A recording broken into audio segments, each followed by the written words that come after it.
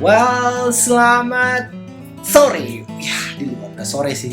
Kalian bisa dengar dari ajan yang terdengar di belakang sebagai background suara. Wow, terima kasih. Selamat datang di Ruang Mainan Mas Mundu, episode ke-14. Teman-temanku, para konco, sederek, sedulur, fans, subscribers, how are you my friend? Senang sekali buat ketemu sama kalian lagi. Senang banget buat ngobrol sama kalian lagi di episode 14. Ngomong-ngomong soal 14 ya, kalau ngomong soal usia gitu ya, 14 tahun itu benar-benar itu kayak cowok cewek itu lagi ranum-ranumnya gitu. Bukan ranum sih, remaja tanggung gitu lebih tepatnya gitu ya. Kecil enggak, gede enggak, udah teenagers gitu kan. Dan di saat-saat ini tuh banyak sekali hal yang terjadi, benar gak? Benar, perubahan fisik terjadi, perubahan lingkungan mungkin dari SD ke SMP, menjelang SMP mau ke SMA, berubah lagi. Semua berubah, tapi semua berubah dengan amat sangat, aku rasa juga hal yang amat sangat menyenangkan gitu kan ya. Dan pasti juga ada di antaranya terselip, dia ngaku. Siapa dari antara kalian umur 14 tahun sudah jatuh cinta dan merasakan mungkin indahnya cinta pertama atau busuknya cinta kalian yang pertama? Wah, ngaku. Nah, kali ini pun Mas Mundu akan cerita cinta pertama. Well, seperti ada tertulis gitu, pepatah atau cinta pertama anak gadis adalah ayahnya. Cinta pertama anak laki-laki adalah ibunya. Oke. Cuman bukan cinta itu yang saya mau bahas. Cinta yang mungkin ini lebih tepatnya bisa dikatakan fans. Fans dan perasaan, karena begini, karena rasa suka tapi tidak pernah melihat orangnya, hanya tahu dari apa yang tidak pernah bertemu orangnya, tidak pernah bertemu langsung dengan sosoknya gitu kan, hanya melihat dari cetakan atau mainan atau cerita yang diceritakan orang tua kepada kita dari TV gitu kan. Dan ini tuh adalah benar-benar sosok yang amat sangat, how to say, first love never die. Bener gak sih? Dan ini pun juga saya alami sampai sekarang. Cinta ke figur ini, ke tokoh ini itu nggak pernah berubah dari kala itu, ketika sudah mulai bisa berpikir dan nalar di waktu itu masih kecil, dan sampai sekarang udah seusia, kasih ngomongin usia deh, sensitif. Jadi ya, kita akan ngomongin soal Superman. Wow, siapa sih yang nggak ngerti gitu kan? Siapa sih yang nggak tahu Superman? Mungkin ada yang nggak tahu sih, cuman ya aku ceritain singkat aja nih ya. Sebetulnya kalau mau nyeritain ini itu waduh panjang kali lebar, ada semua sudut usia, sudut cerita untuk bisa diceritakan. Tapi Mas Mundu bukan skip lah, cerita secara garis besar aja bagaimana awal mula cerita cinta itu terjadi. Jadi pada waktu itu periode tahun 80-an gitu kan ya, sejauh aku bisa mengingat gitu ya, kenapa suka sekali sama Superman. Selain diceritain ya, pasti diceritain kan, pertama diceritain orang tua gitu kan, Superman kuat seperti Superman, kamu harus makan bayam biar badannya kuat seperti Superman. Bingung, Superman itu siapa? gitu kan. Sampai akhirnya tahun itu, beberapa tahun 80-an itu memegang sendiri komiknya.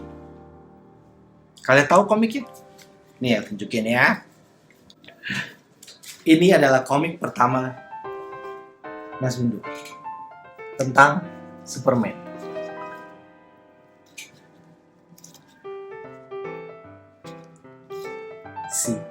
Ini waktu itu ini lucu nih.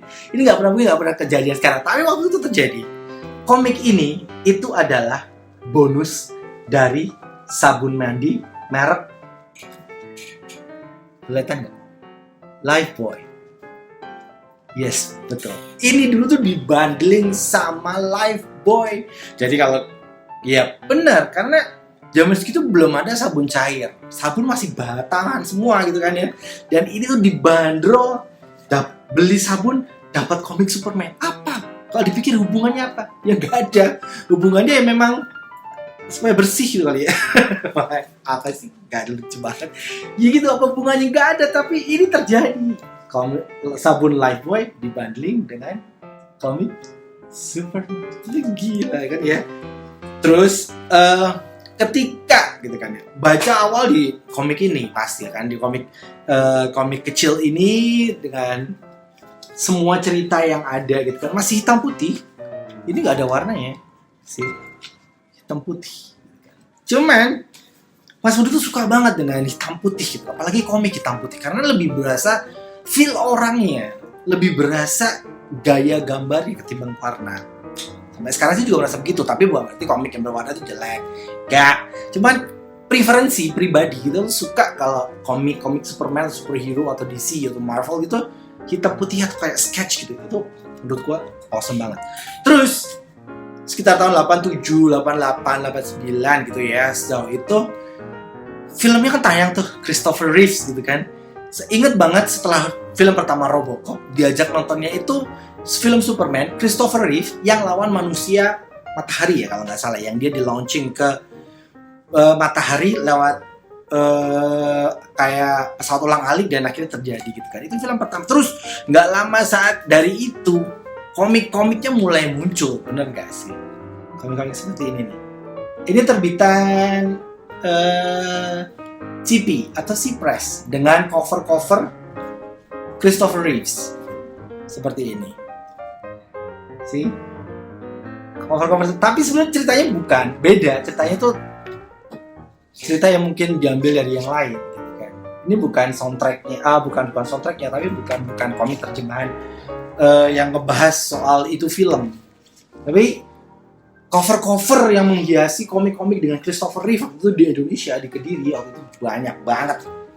Bener-bener banyak banget. Ini salah satunya, keluaran C-Press gitu kan. Tapi kalau ngomong-ngomong soal komik Superman terjemahan, ada yang lebih lama lagi. Setauku ya, mungkin ada lebih lama lagi, cuman yang aku punya barangnya cuma satu. Ini adalah komik Superman terbitan mana ya, lupa gue. Terbitan Melody Bandung kalau nggak salah. Melody, ya terbitan Melody. Sama satu perusahaan sama yang nerbitin komik wayang Mahabharata gitu kan, Melody kalau nggak salah. Nih, seperti itu gitu loh. Sampai sadar banget gitu kan, komik-komik Superman itu di Kediri itu selain dari sabun mandi bonus Lifebuoy itu susah banget dapetnya. Bener susah gitu. Maksudnya beda kalau kalian tinggal di kota besar gitu ya. Di Kediri itu toko-toko nggak begitu banyak, dan yang ngejual untuk Superman apapun lah produk komik terjemahan dari Amerika itu amat sangat sedikit, dan hampir nggak pernah secara pribadi aku menemukan selain yang bentuknya bonus Lifebuoy ini gitu. Sampai akhirnya itu berkesempatan tuh berkuliah di Jogja. Ini kan sudah skip gitu loh ya. Cuman rasa itu tuh masih ada dan selalu ada gitu kan. Cuman keinginan untuk bukan keinginan, tapi barang untuk bisa dibeli itu nggak ada gitu. Komik sebenarnya susah dapatnya. Susah, kecuali lu harus pergi ke luar kota gitu kan. Tapi waktu itu nggak sempet keluar kota, nggak sempet kemana-mana. Jadi ya apa yang punya ya life boy ini aja dipuas-puasin gitu lah. Sampai akhirnya tiba waktunya kuliah, dan waktu itu kuliah di Jogja.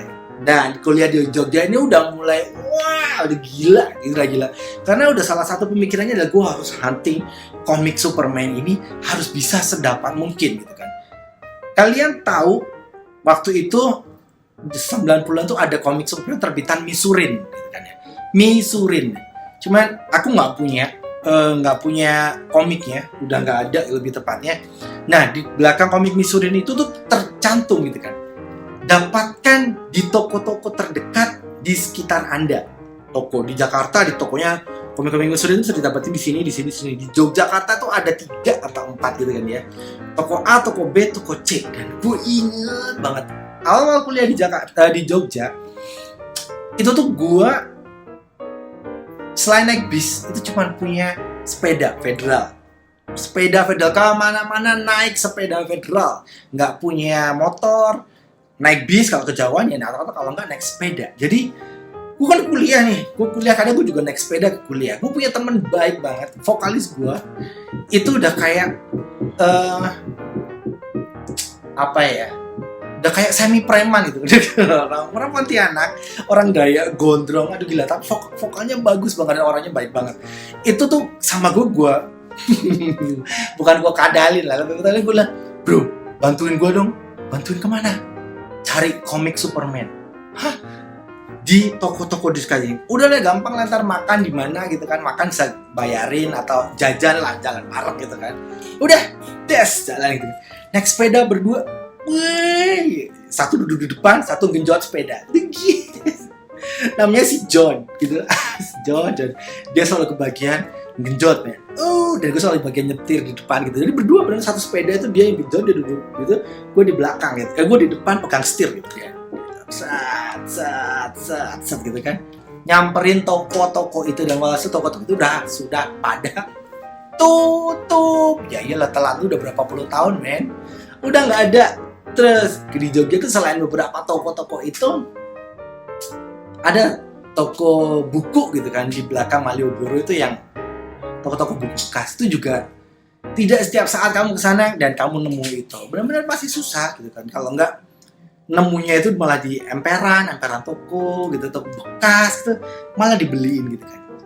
Itu benar-benar sangat menyenangkan sih. Hunting komik Superman itu di beberapa titik dekat ada di Jogja. Sampai akhirnya lulus lah dari Jogja, pindah ke Jakarta. Dan disinilah mulai agak gila. Kota kecil, kota menengah, dan akhirnya lu pindah ke ibu kota, di mana lu bisa dapat bukan anywhere lah. Waktu itu cari mulai dari Senen, Blok M, lu gak sebutin mana lagi. Banyak, setiap tahun tuh ada Comic Con, ada pameran, dan dapet gitu kan ya. Contoh-contoh, dan ternyata terbuka wawasannya tuh. Gak cuman ini doang, gak cuman Lifebuoy doang, tapi juga mulai tahu ada komik-komik terbitan Cipres yang lokal Indonesian gitu kan ya. Kayak gini. Ini komik-komik terbitan Cipres yang aku kumpulin. Superman vs Spider-Man, Superman vs Wonder Woman, Superman Flash, and Superman Old Jerome. Apa lagi? Batman. Hulk, Spider-Man. Ya, ini komik-komik terbitan Indonesia tahun 80-an, dan ini keberadaannya udah amat sangat rare. Jadi kalau kalian punya, make sure, dan kalian mau jual, make sure jangan sampai salah harga ngejualnya.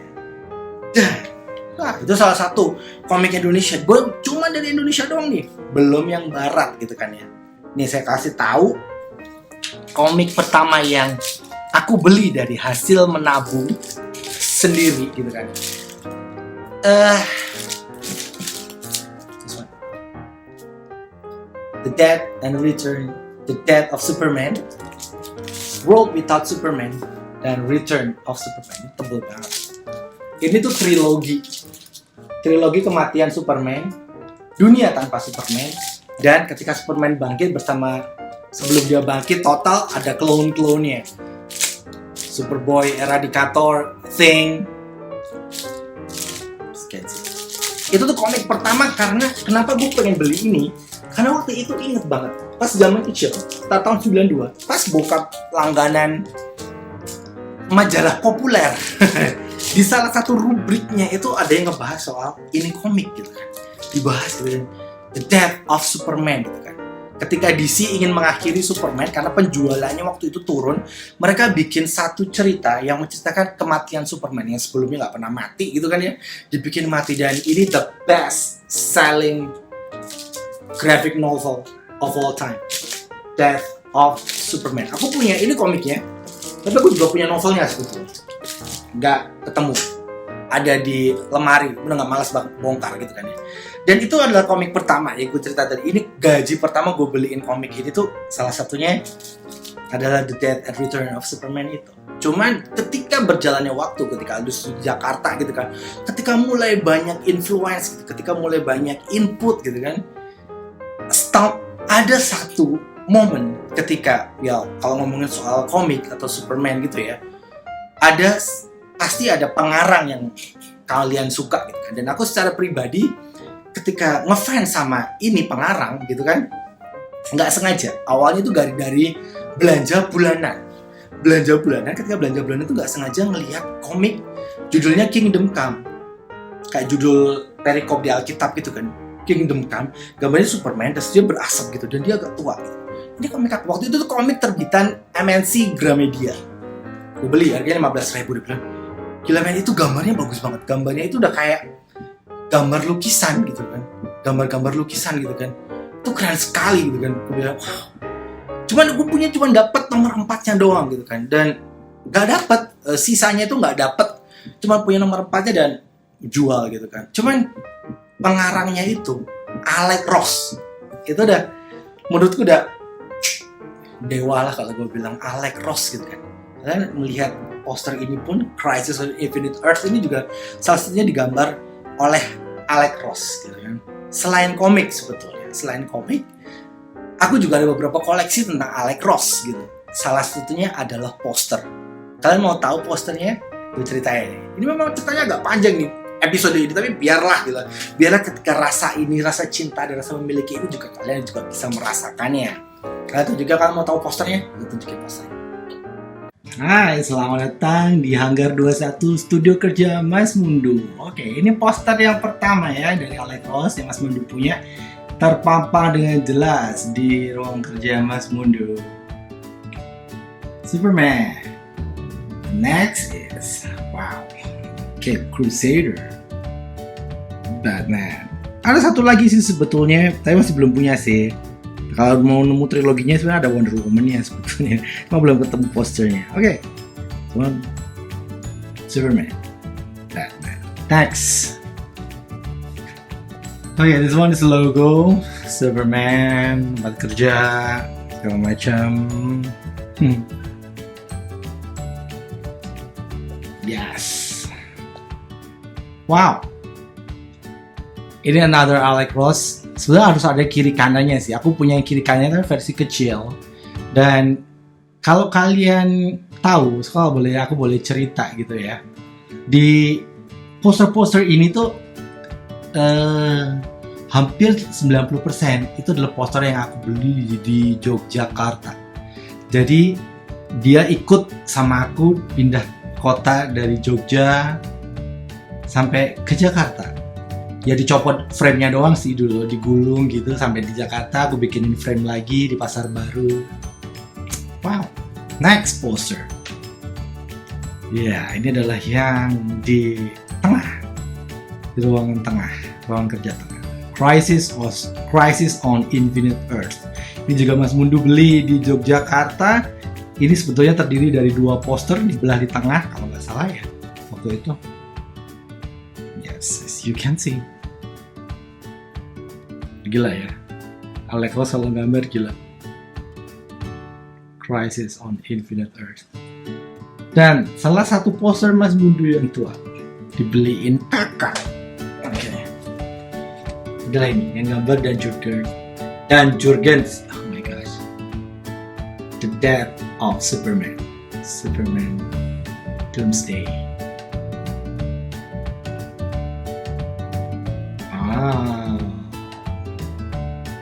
Ya, ini adalah hampir semua yang aku cerita tadi.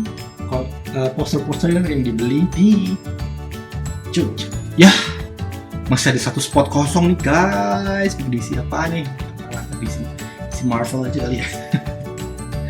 Oke, nice. Lanjut Mas Mudu, semongkol. Wow, udah lihat poster-posternya. Gak banyak sih, teman. Itu yang gue kumpulin satu persatu gitu kan. Selain poster, komik pasti dong. Nih, kita tunjukin ya. Ini salah satu komik koleksianku yang berharga. Cetakan pertama akhirnya dapat Kingdom Come bahasa Inggris. Nomor 1, nomor 2, nomor 3, nomor 4. Ini yang aku dapat yang pertama kali pas belanja ya. Teman, itu bahasa Indonesia-nya, ini bahasa Inggris. Ini cetakan pertama. Nah, bagi sebagian konsep kolektor, cetakan single begini itu untuk disimpan, bukan untuk dibaca, karena secara value dan harga dia naik. Ya, kalau mau baca, belilah yang hardcovernya atau TPB-nya, trade paperback. Aku punya, ini versi hardcovernya, ini juga limited edition. Waktu itu beli lumayan mahal, teman. Sudahlah, mau bikin lagi. Ini versi hardcovernya, satu bahasa Inggris. Terus ini adalah versi Kingdom Come versi bahasa Jepangnya. Dan keren kan? Dimulai dari sini. Awal mula suka ke Alex Ross gitu kan. Setelah tahun 90-an itu digambar oleh, aku juga suka ngefans banget, Dan Jurgens. Itu The Death of Superman digambar sama dia. Selanjutnya adalah Alex Ross yang sampai sekarang gitu kan. Ini salah satu komik spesial. Kalian bisa perhatiin sih, lenticular, bisa berubah gambarnya. Ini juga digambar oleh Alex Ross. Covernya, tapi cerita enggak. Terlepas dari itu, mulai deh gila ngoleksi segala macam. Enggak diniatin sih teman. Kalau ketemu, setidaknya kalau ada duit ya dibeli gitu kan. Segala macam koleksi tentang yang digambar sama Alex Ross. Aku punya sebetulnya untuk yang komik terbitan Marvel, cuman saat ini kan bahasnya tentang Superman gitu kan ya. Jadi kita bahasnya Superman aja. Salah satunya adalah, ini belum lengkap, kurang nomor 2-nya, Justice. Ketika Kingdom Come bercerita tentang superhero-nya, ketika mereka sudah tua, Justice ini bercerita kebanyakan tentang villain-nya. Jadi mereka superhero-nya, ini villain-nya, Justice. Ini kurang 2. Kalau kalian punya, boleh dong lagi kontak aja ntar. Terus satu lagi, aduh, ini memang nggak ada habisnya ngomongin soal komik mah. Ini adalah the world greatest superhero. Ini bercerita tentang sisi humannya para superhero itu. Ini tuh yang aku bilang trade paperback atau TPB. Ini beli waktu itu di Singapura sekitar 400.000 kalau nggak salah. Ini tipis, covernya tipis. Cuman deluxe-nya aku juga punya. Ini versi hardcover-nya. Ini kalau di Kinokuniya sekitar 1,3 jutaan gitu. Beli barunya. Cuman ya, ngapain beli baru sih? Second aja lah. Jadi Mas Mudu dapat ini harganya murah sekali. Gitu deh. Selain itu sebenarnya jujur, kenapa nggak mainan gitu kan di episode? Karena mainannya nggak begitu banyak. Kalian boleh lihat tadi juga cuma 4 dan beberapa logo Superman aja gitu kan yang Mas Mudu punya. Selebihnya apa sih? Selebihnya ketika ngomong soal Superman ya kaos itu, kalau kalian kenal secara pribadi, kaos gue hampir semua gambarnya Superman dan robot-robotan. Mainan Superman ada satu yang dipingin, nggak ada satu nih. Ada satu lini yang dipingin, cuman nggak kebeli karena mahal dan sudah susah.